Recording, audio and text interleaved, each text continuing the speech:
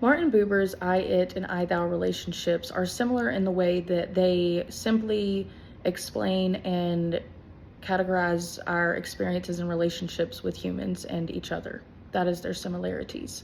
And they both involve relationships. The I, it theory or I, it relationship is more about seeing someone as an object, more about our experience and sensations in life. Whereas the I thou is more about the whole, when we look and view as the whole of a person, the unique values and traits that this person holds, whereas not just, an object.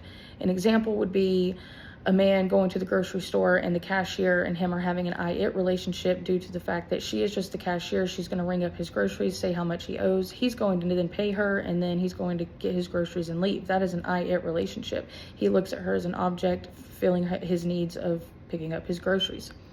An I, thou relationship would be a married couple who they're on their honeymoon and they're having a lot of self-disclosure moments and sharing a lot about each other and their vulnerable sides and feeling in love and having this deep, intimate moment. That is an I, thou relationship then. We can move from an I, it to an I, thou relationship with proper, scenarios and experiences and desires. You have to have the will and grace to be able to move out of these I, it relationships into the I, thou relationships. And sometimes this can happen with or without even realizing it. I like to use the example of the pretty woman walking in the room and the guy looking at her as an object of, oh, I'd like to sleep with her and hook up with her.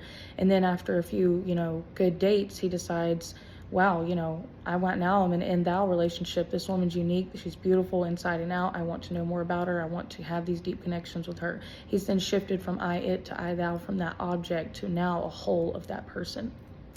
I feel like the equity theory illustrates an I, it relationship due to the fact of I'm only going to put in this relationship how much I'm getting out. A good example of this would be a friends with benefits situation and is an I, it situation. I come to you for my sexual needs and I don't want any commitment, and you also don't want any commitment, just sexual needs. We have this deal that we have, this equity that we have. This illustrates an I, it relationship. We look at each other as objects and fulfilling our personal desires and sexual needs. That is an I, it relationship, and that illustrates that equity.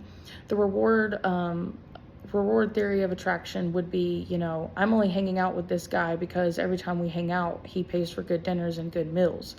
I'm not really here to get to know him as a whole person. I just know hanging out with him is a fun time. He always takes me on fun dates.